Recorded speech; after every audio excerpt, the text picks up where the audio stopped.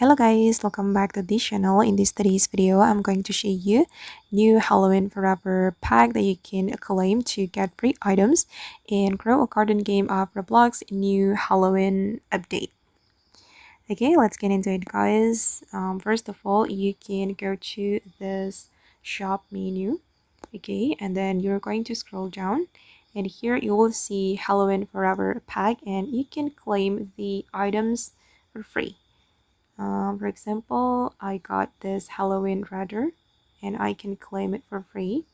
Okay, and it will be resetted after 24 hours if I'm not mistaken, and the items will change. So tomorrow you can go back to the Halloween Forever pack and you will get the other items. Don't forget to claim it guys. I just got the Halloween radar. And okay guys, that's all the tutorial on how to claim the Halloween Forever pack in Grow a Garden game of Roblox. I hope this video will be useful for you guys. Thank you so much for watching. And if you found this tutorial useful, don't forget to hit the like button, leave your comments, and also subscribe to this channel. Bye!